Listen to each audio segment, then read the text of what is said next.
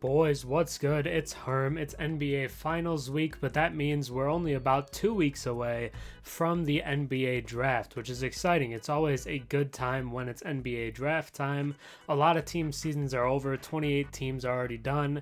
They are deep into draft stuff and looking into free agency after that. But I want to talk about the draft today. I want to do a mock draft during this NBA Finals week and just get an idea of it. Big win by the Celtics last night, by the way. Porzingis looked fantastic, but we're going to get into this mock. A draft that many people would say isn't quite as good as some of the years we've had recently, but I still think there's a lot of value, especially as you get deeper in. It's a very good role player draft. Might not be superstars at the top, but still some very good players. Just maybe not great ones, but we're still going to get into it. And with the Hawks at number 1, I think there's some debate whether it's Risacher or Alex Sarr at 1. I think they're between the two players, and we'll get into who I have, and that is Alexandre Sarr out of the NBL. The Perth Hawks, I believe, is who he was playing for.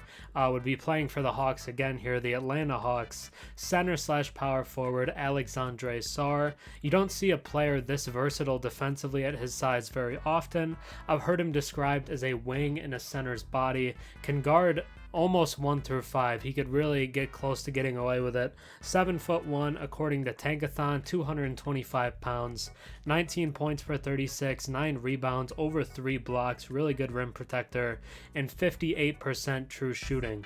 The defense, I think, will be there right away. I don't think there's as much projection with the defensive end. It's about the offense where there are some question marks, but if they decide to keep Trae Young, which I would say is probably up in the air, it's going to make Sarr a much better player because of the lob passer that Trae Young is. His lob passing ability is right near the top of the league. It's either him or Luka probably is the best lob passers. He makes centers better, and he would make Alex Sarr better right away. Even if he can't space the floor, the pick and roll with Sarr and Trae Young would be really explosive because of the length and his ability to catch lobs. I think there's a lot of potential there.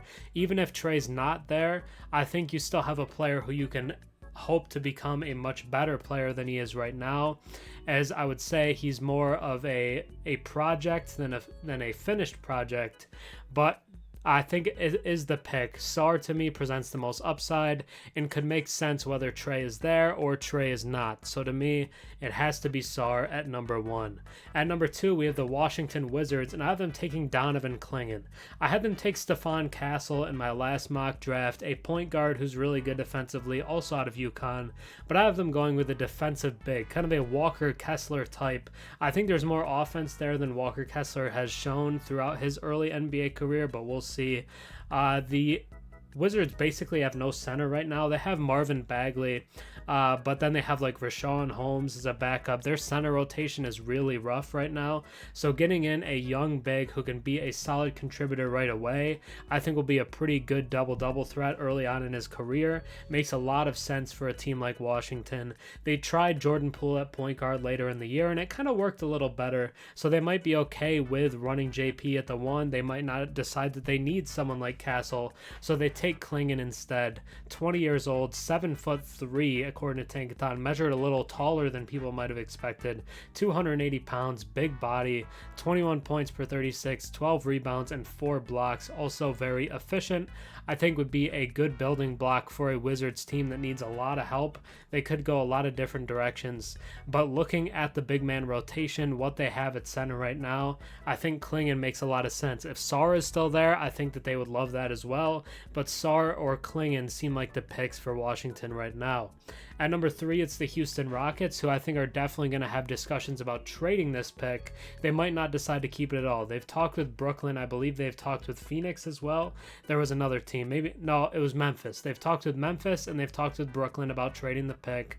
They are interested in Mikal Bridges if that is possible, but the Nets want to build around Mikal Bridges is the reports I'm seeing, which seems crazy to me. So for now, the Rockets are staying in picking, and all of them taking guard Reed Sheppard out of Kentucky. They need some more shooting. I just think that's the thing that the Rockets need. Jalen Green can be kind of a spotty shooter. Dylan Brooks has flashes where he hits a lot of threes, but isn't always there. Alperen Sengun is a pretty good mid-range shooter, but I wouldn't say his range has extended to 3 yet. Jabari Smith, good shooter, but then you have guys off off the bench like Cam Whitmore, who's not super efficient yet. You have the Thompson twin as well, Amen, who is not a good shooter to this point either. So getting a good shooter in the backcourt alongside Amen Thompson, I think makes a ton of sense. One of the best freshman shooters we've seen in a while, 52% from three. I think was over 50% on catch and shoot opportunities as well, was just really solid.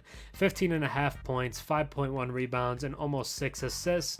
Does a little bit of everything. Gets a lot of steals as well for a player of his size, is impressive. And I think is a smooth fit in the backup backcourt alongside Amen Thompson. I think their starting unit is pretty much ironed in, unless they decide to go for someone like McCall, then maybe they move Dylan Brooks or something like that. But I think right now their starting lineup is probably going to be what it is, with the potential for Amen, Cam Whitmore, and then maybe Reed to get in there over time. But Reed Sheppard, good complementary player who could get real minutes in year one. At number 4, we have the San Antonio Spurs. And out of them taking small forward Zaccharie Risacher out of France, definitely in discussion for the number 1 overall pick, is going to be considered because of his athleticism, his defensive ability, and people believe he's going to be a good shooter. Has taken a lot of threes, hasn't made a lot over the past few months. He started the year, we were in about January, and he was shooting nearly 50% from three. It has since dropped below 40%. It's still not a bad number overall at about 39%, but definitely had some shooting woes from January through April. Had a game recently where he shot the ball pretty well. But where you think Risacher should go depends on how good of a shooter you think he can end up being. Gets a lot of comparisons to Michael Porter Jr., who's an elite shooter. If you can get that level of shooter and defender alongside Victor Wembanyama and the guys that the Spurs have, then I really like it. Even if you don't, even if he's just a solid defender, I think that's solid. It takes away less shots from Wemby, and maybe a replacement for Keldon Johnson in the starting lineup. We'll see what happens there. But 17 points per 36, 6.2 rebounds, nearly 59% true shooting. The efficiency isn't bad, but the shooting, again, earlier this year was not all that impressive. So we'll see what he ends up being at the pro level. I kind of have mixed feelings on what I think of him as a player. I don't really think he's worthy of the number 1 pick, but I think he'll be in discussions for it. But I have no problem with the Spurs taking him here at number 4. At number 5, I have the Detroit Pistons taking small forward Dalton Knecht out of Tennessee. This is the highest I've ever had him in any of my mocks, and I'm not sure I see other people really have him this high either, but the Pistons just need shooting, man, and there's not a lot of shooting at this point. Reed Sheppard is already off the board, so then you have Knecht, and you kind of have Cody Williams. Cody Williams shot about 42% from 3 this season, but it was only on about 1.5 attempts per game. The volume for Cody Williams is not really there. He's not really a proven shooter, although it looks like he might be one. Knecht did it on a lot more volume. There is more proven shooting ability there and more scoring ability at 26 points per 36. One of the best players in the country this season in college, and should be a better pro right away because of a longer college career. Already 23 years old, 6'7", really good athlete. You don't want to take a guard either because you already have Ivy and Cade. Sasser's a good backup, so you really want a wing, and that put it between Knecht and Cody. And to me, I took Knecht. I just think it makes a little bit more sense. Can slide in at the 3 spot next to Ausar Thompson, and I think can be a good piece for them moving forward and maybe be one of their better players right away. I just think he's going to be a better pro than a lot of people seem to. I think the scoring ability is just something you don't really see. The level of 3-level scoring ability that he has is pretty rare. So to get him in here and let him go to work a little bit, I think could be interesting. We'll see what happens with the coaching situation. There's a lot of turmoil in Detroit right now, but I like the fit of Knecht around the guys that they already have. At number 6, I have the Charlotte Hornets taking Stephon Castle out of UConn. One of the best defensive guards I feel like has come into the draft in a long time. Drew Holiday-esque defensive player. Was clamps in the NCAA tournament and was a huge reason that they won the title this year. Him and Tristan Newton in the backcourt were locking people up, holding people who are really good offensive players to really bad nights again and again, and Stephon Castle, I think, will bring that to the NBA level. The question is his shooting ability, just 26.5% from 3 this season at UConn, but has showed some solid free throw shooting at points, so maybe the shooting will be there, but even if it's not, the defense will be there right away. And I believe that next to LaMelo Ball makes a lot of sense. Get him there with Brandon Miller, who's already a pretty solid defender as well. I like the idea of how he could fit into Charlotte, and to me, he's easily the best player on the board at this point. He would be in the discussion for the number one player in this class to me. I think he's definitely up there just because the defensive ability is off the charts.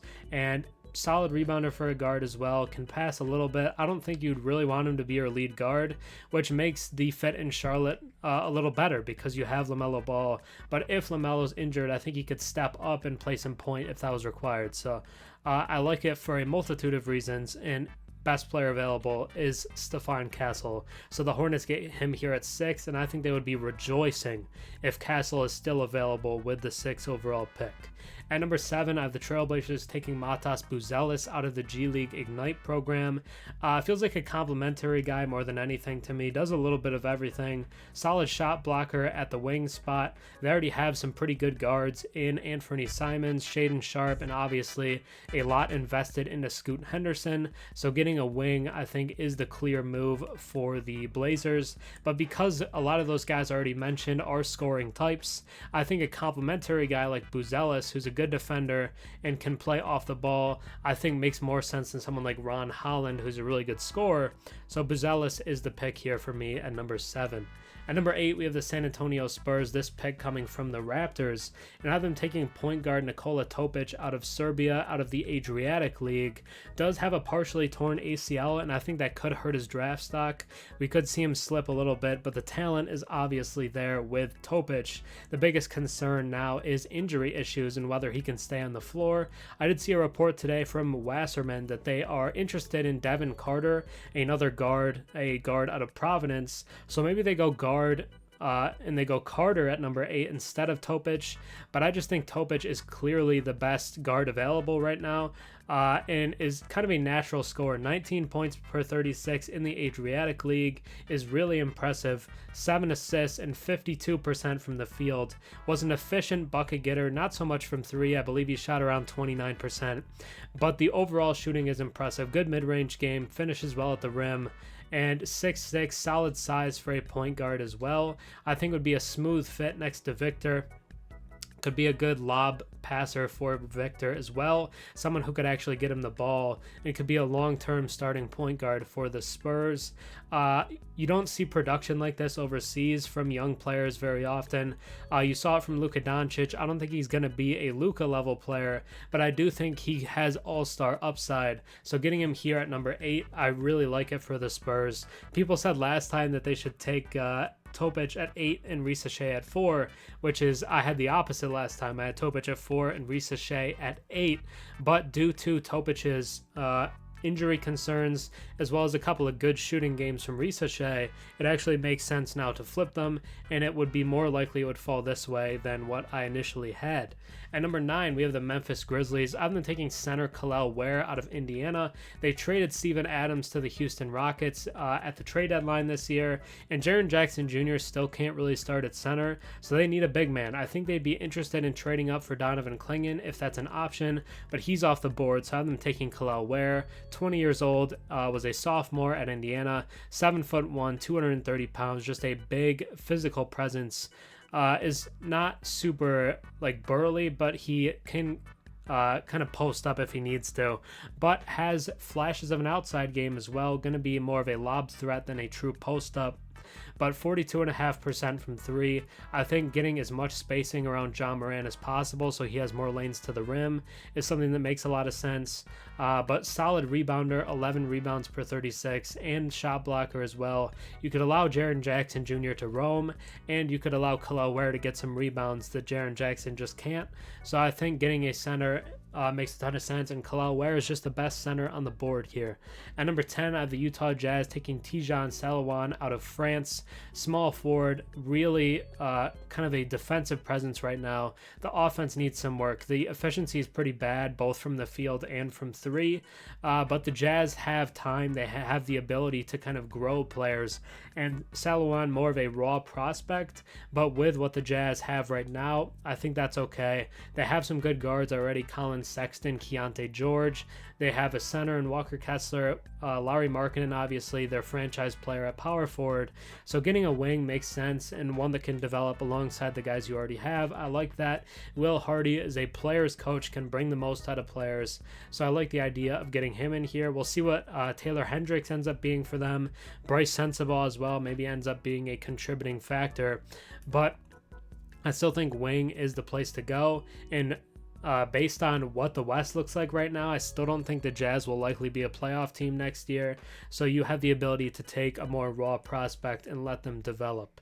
At number 11, the Chicago Bulls, I have them taking Ron Holland, forward out of the Ignite program. 18 years old, 6'8", 22 points per 36, 7.5 rebounds, 3.5 assists, and 2.5 steals as well. I don't think he's a great defensive player. He does have some flash plays, but the scoring is going to be the thing for him.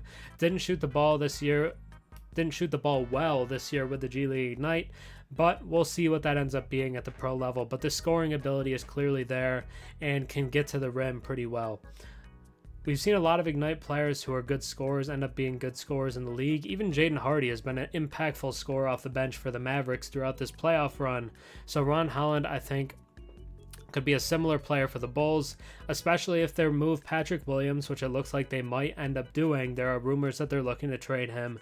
DeMar DeRozan is a free agent. They might trade Zach LaVine as well. So there might be a lot of scoring opportunity that opens up in Chicago, and Ron Holland could make the most of that. I like a couple of their guards in Kobe White and Ayo Dosunmu. So guard doesn't make as much sense, but getting a wing who can score, I think, is a solid move for Chicago. At number 12, we have the Oklahoma City Thunder.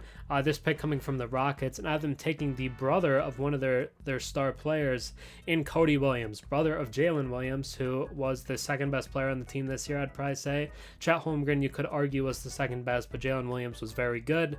And Cody is still on the board, is probably a top 7 to 8-ish player in this draft class. So if he's still there, I'd expect the Thunder to take him just because of the value. And on top of that, you know, it's Jalen Williams' brother, so why would you not? 15 points per 36, 55% from the field, and 42% from deep. Again, though, more of a theoretical shooter because the volume just wasn't there. But if the Thunder see a potential shooter and lanky defender, they're going to take them. Kyshawn Wallace, Jalen Williams, Ousmane Dieng, even they wanted to take a chance on because of the defensive ability. So I think Cody Williams would be a Thunder-esque pick here. I do like Zach Edey to them. I've mocked it a couple times, but I have them going Cody Williams here because he's still on the board. At number 13, the Sacramento Kings get kind of a steal here. Rob Dillingham out of Kentucky, 19 years old, 6'3", really light at 165 pounds, but the scoring and shooting is pretty rare. Malik Monk is a free agent this offseason, might get the bag from a team like Orlando, or maybe even Detroit, who knows. But Malik Monk, I think, will probably be gone, so getting another bench scoring option would make a lot of sense, and Rob Dillingham could do just that. Really effective scorer this season for Kentucky, and not a ton of minutes, just about 20 minutes. 6 assists, 1.5 steals, efficient from the field and from deep, so getting him in there makes plenty of sense, especially because their backup point guard right now, Davion Mitchell, hasn't been a fantastic pro. The defense isn't what it used to be, and the offense still has never really developed. So Dillingham could be a replacement for Monk, or if Monk stays, maybe he takes Mitchell's backup point guard spot. We'd see what ended up happening there, but Rob Dillingham is just easily the best player available at this point to me, so you take him if you're Sacramento, because he fills needs and he's really talented. At number 14, the Portland Trailblazers. This pick coming from the Warriors. I have them taking center Zach Edey out of Purdue. Robert Williams seems to always be hurt. They might end up trying to trade him anyway. DeAndre Ayton is probably their starting big man moving forward, but why not get a backup big? Already got them a wing in Buzelis with their first pick, so here they take a big man. 7'5" Zach Edey out of Purdue, 300 pounds, and just all the numbers are off the charts. 28 points per 36, 14 rebounds, 62% from the field, and 2.5 blocks as well. We'll see if his play style can work in the NBA. He's more of a traditional big man than the modern spacing big type. But DeAndre Ayton can't really shoot the ball either. He's not a three-point shooter. So in the same way that DeAndre Ayton can't really be the modern big man to a certain extent, he can space to the free throw line. But Zach Edey can't really shoot threes either. He's trying to. Apparently he shot threes pretty well at the combine and in his workouts, but we'll see if that ends up translating to the NBA level, because we haven't really seen it from him before. But he wants to be a NBA player and he wants to develop an NBA level game. So he's going to try that. He's going to come to he'll come to Portland. He'll be the backup for Ayton and provide a little different style than Ayton because of the hook game, the rebounds, the putbacks, catching more lobs. It'd be an interesting fit next to the guys they have, and I just think he is a lottery level talent because the upside is off the charts. It just depends on whether it can translate or not. At number 15, I have the Miami Heat taking point guard Devin Carter out of Providence.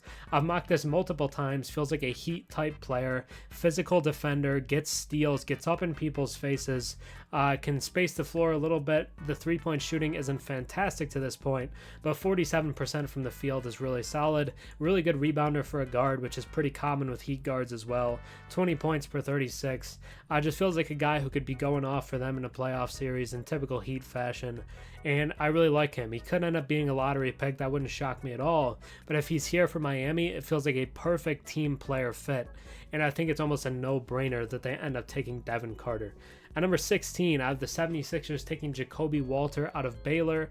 Had a little poor second half of the year after starting really strong, but I still think he has two-way upside as a defender and a kind of personal shot creator. I think he can create his own shot a little bit. 16 points per 36, 5 rebounds. Wouldn't have to do a ton alongside Maxey and Embiid. We'll see if Oubre's back. They're going to try to bring in Paul George. But just getting a young guy who can score a little bit, can space the floor here and there, and play some solid defense, I think is a solid pick for the Sixers, their needs, and just a guy you might want on a playoff team. At number 17, the Lakers are keeping their pick this year. The Pelicans decided to defer that swap until next season, so they will select in this year's draft and have them taking point guard Isaiah Collier out of USC.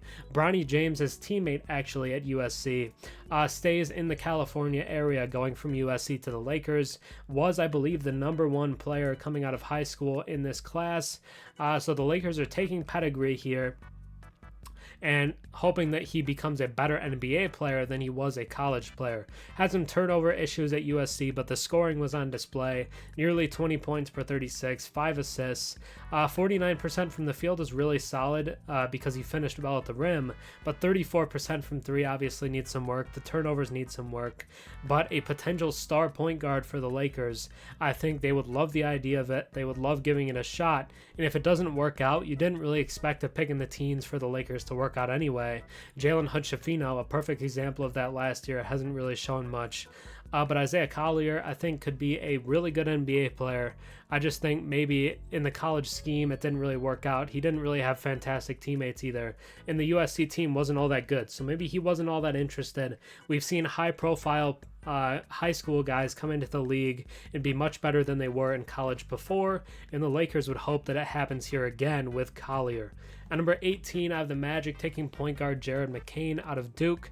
The Magic needs shooting probably more than any other team in the league, at least any other competent team. The Pistons need a lot of shooting, but so do the Magic. That was the biggest problem in the playoffs. They took the Cavs to 7. I really thought they could have won that series, but just those kind of slow periods of offensive lulls where they just couldn't hit anything were brutal to the Orlando Magic. So getting a player like McCain who can really shoot the lights out, can space next to the guys they have, I think would be a perfect fit and make a ton of sense for Orlando. Unfortunately for them, I think there's a decent shot McCain's already off the board, but if he's here, this is a fantastic team fit. It just really fills a need for the Magic right away. At number 19, the Raptors are picking here. This pick coming from the Pacers, I believe in the Pascal Siakam trade, and they have a lot of needs. They have Scotty Barnes, they have RJ, they have Quickly, but outside of that, there's not a lot, especially down the stretch. We saw them playing a lot of unknown players. Grady Dick was a huge player for them at that point. Javon Freeman Liberty was getting a ton of minutes. A bunch of guys that people didn't even remember their names were getting a ton of minutes. So they just need upside. They need potential. And Tyler Smith is that to me. Out of the G League Ignite, a power forward, 6'10", 225, 22 points per 36. Really solid performer at the Ignite level. 8 rebounds per 36 as well, a block and a half. 48% from the field and 36% from three, projects as a potential 3-and-D guy with a little more scoring upside than that. So the Raptors take a guy here who they think maybe can be a really good pro and be better than people expected. Just a ton of upside at 19 years old, coming out of the Ignite program, played really well against G League guys. We'll see if he can do it at the pro level, but the Raptors need potential swings, and they take one here. At number 20, I have the Cavs taking Tristan da Silva, forward out of Colorado. I think there's a pretty solid chance they trade one of the bigs, Jarrett Allen or Evan Mobley, this summer. It would probably be Jarrett Allen if we're being realistic because of the pick that they used on Mobley. But if they do that, they're going to need another forward who can fit alongside them, who can space the floor, and that's Tristan da Silva. Nearly 40% from deep, nearly 50% from the field, 17 points per 36, 5.4 rebounds, and 2.6 assists. Was really solid for Colorado last season. It just feels like a perfect complementary role player in the NBA. A lot of teams will be interested, but I have him going to the Cavs here at 20. At 21, the New Orleans Pelicans are picking this one coming from the Bucks. A swap, actually. Might still be from that Drew Holiday deal. I think it actually is. And now I'm going center DaRon Holmes II out of Dayton. This is higher than I've had him before, but he's one of my favorite bigs in this draft class. I just really like what he brings to the table. There were a lot of discussions that Jonas Valanciunas might not come back this summer, so getting a different big in there is the ideal pick, and one that can space the floor, give Zion some more room. I like that. 39% from three, really good for a center. 54% from the field, 23 points per 36, good rebounder, good shot blocker. I think just provides a lot of upside. Is a little older at 21 years old. I believe he played 3 years at Dayton, but was a really important contributor every season that he was there, and I think he's going to be a good pro. I really like DaRon Holmes, and I think he needs a little more love than he's been getting. At 22, this is probably the biggest shocker of this mock draft we have here. I have the Phoenix Suns taking guard Bronny James out of USC. He's reportedly turned down workouts with all teams but two, the Lakers and the Suns, and reportedly the Suns workout went really well. There's also no owner who's more star hungry than Matt Ishbia, has the worst case of new owner syndrome I've ever seen. Going in on KD, that made sense, but then doubling down and getting Bradley Beal, which doesn't look great, that one's kind of tough. And now maybe he'll try to lure LeBron James in to fix what they already got by drafting his son.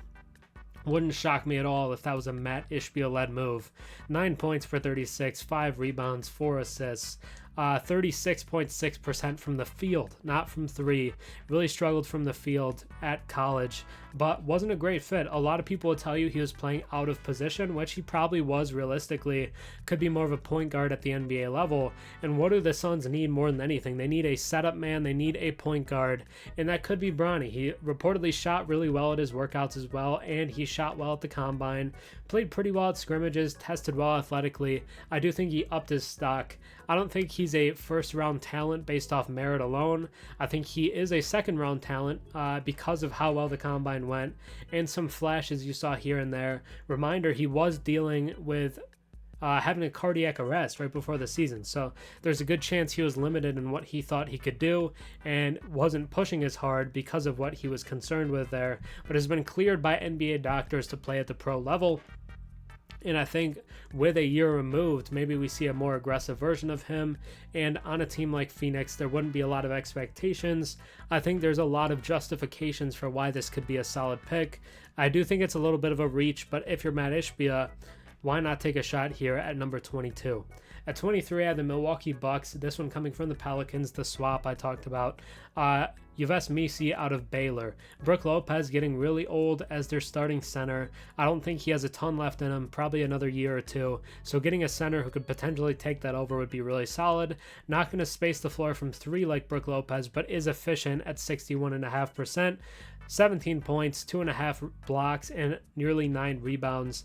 I would rank him lower than DaRon Holmes if I was doing center rankings, but not by a ton. I think Missi is going to be a solid pro. Is probably more of a rim runner, a pick and roll lob threat more than anything. Not going to be a ton on the offensive end, but should block some block some shots defensively. Maybe kind of a Clint Capella type. We'll see what he ends up being, but should be a decent player at the pro level. At 24, I have the Knicks taking Johnny Furphy, shooting guard out of Kansas. This is an upside pick if you are New York. They have 2 picks right here back to back, so one of them you should probably take upside, and he's been one of the biggest risers throughout the process. Had a really good few weeks for Kansas. I believe it was in February, it might have been in January, but was really, really hot for a stretch there, showcasing the athleticism, some of the shooting. 47% from the field is really solid, 13.5 points per 36. Really good athlete at 6'9", a little kind of scrawny at 190 pounds, but projects as potentially a solid player because of the athleticism and some of the shooting ability that we've seen. Can get steals, can get out on the fast break, throw down some aggressive dunks, and why not take upside here? If you have 2 picks back to back. I don't think he'd get much play at all with Tom Thibodeau in year 1, but maybe you can develop and play him over time. With the second pick, though, I have them going point guard Tyler Kolek out of Marquette, a experienced veteran, a lot of time in college, feels like a guy that Tom Thibodeau would be willing to play right away. So this is kind of the opposite here. 6'3", 195 pounds, a potential backcourt mate off the bench for Deuce McBride. 16.7 points, 8.4 rebounds, and 8.4 assists, my bad, and 5.4 rebounds. 38% from 3, just a really polished player. Feels like a solid backup point guard, kind of a Trey Jones, Tyus Jones type, I think is what he'll be at the pro level. And a player that you really want to have off your bench. At 26, we have the Wizards, this one coming from the Clippers. They took Donovan Clingan with their first pick, and this time I have them going Kyshawn George, shooting guard out of Miami, a really big one at that. 6'8", 20 years old, 210 pounds, a defense-focused wing that you can put alongside Jordan Poole in your backcourt would make a lot of sense. Not a super high-level scorer at this point, but did shoot the ball well at 41% from 3. So play a little off-ball, play some really good defense, and just muck everything up out there. I think would be really cool. I think makes a lot of sense next to the guys they already have, like Poole and Kuzma. Even Denny Avdia, who I hope that they keep because he's a really solid player, but already going big with the first pick, I think it makes sense to get a backcourt guy with pick number 2. At 27, I have the Minnesota Timberwolves taking shooting guard Terrence Shannon Jr. out of Illinois. When I watch them, it feels like their biggest need is another scoring option. They have a lot of times where the scoring feels really tough. Jaden McDaniels, I have these off nights, and then if Nickeil Alexander-Walker doesn't have it going off the bench, it can get really ugly. So getting another scorer in there, I think could be really beneficial, even if he's not a starter. I think Shannon would come off the bench, but could give you maybe a quick 8 points off the bench, and that could be really helpful in certain stretches where it's getting really dull. You could also argue they need a bigger defender because Luka was still kind of bullying Jaden McDaniels. They need a thick power forward that they could play out there, but I think they need scoring as well. So they go Shannon, who's been one of the best scorers in the country for years. 24.5 points per 36, 4 rebounds, 2 assists, and 48% from the field. I really like Shannon as a player, really good scorer, and I think he makes sense for what the Timberwolves need. At number 28, I have the Denver Nuggets going power forward Bobi Klintman out of the NBL. With a player like Jokic who can raise the ability of others, why not go for a raw talent like Klintman? 6'10", 210 pounds, really good athlete. Spent 1 year at Wake Forest, then left and played a year in the NBL instead, which is an interesting choice. I think he would have been drafted in the first round last year, but still going in the first round here at number 28 and landing in a near perfect spot with the Denver Nuggets because I think Jokic would make him look even better than he is. But as a really good athlete who can get to the rim, I think he makes a ton of sense as a guy on a Jokic team. At number 29, I have the Utah Jazz taking center Kyle Filipowski out of Duke. Initially, early on, I had him as a lottery pick, but as time has went on, I just really don't like Filipowski's game. Whenever he goes against bigger physical opponents, it feels like he gets bullied again and again and again. Tennessee in his freshman season embarrassed him, and it happened again in the tournament this year. So I can't do it with Filipowski, but the numbers are there. The Jazz need a backup center, so why not just do it? He's probably the best center on the board at this point, although I do like Ulrich Chomchi out of the NBA Academy Africa. I think is going to be a good player, but I'll take Filipowski here. 19 points per 36, 9.8 rebounds, 2 blocks, 51% from the field isn't great, but he does try to stretch it, and that brings down his field goal percentage a little bit, so it's somewhat understandable. At 7 foot, 230 pounds, he should be a physical presence, but at this point he's just not. He needs to work on the physicality of his game. That's a huge thing for him if he can get that going, but should be a solid backup 5 and can work on his game. Again, with Utah, they have the ability to develop the guys that they select. And at number 30, the last pick of the first round and the last pick of this mock draft, I have the Boston Celtics taking point guard. Point guard Carlton Bub Carrington out of Pitt. Wasn't really super on the radar heading into his freshman season. Then I believe he had a triple-double in game 1 and was really good over the first month of the season. Kind of cooled off a little bit after that. There were some lottery conversations early on because of how well he was playing, but that died down. 6'5", 195 pounds is a solid size for a point guard and can put the ball in the basket. With the Celtics, why not take a backup guard who can make an impact? They play Peyton Pritchard a lot, but getting another guard who can come in and score for you, I don't think that would hurt anything. I think this is kind of an embarrassment of riches if you're Boston. They have a ton of stuff going on for them right now. There's nothing that they really need super badly. Maybe another center. Al Horford's getting older, but I think a lot of the first-round centers are pretty much gone already, so why not take the best player available in Bub Carrington? I think could go first round. Obviously, I think he could go in the teens. I think is a place where you could see him go. So if he's here at 30, why not just take a shot on him and get a guy in your backcourt who can score a little bit and make a little bit of an impact. But that'll be it for this mock draft. Hopefully you enjoyed. Let me know if you agreed with the picks. If you disagreed, what your thoughts were, how excited you are for more mock drafts, sure, but also for the draft in general, because I love draft season. I love summer league. I love watching the guys get out there and play for the first time with their teams.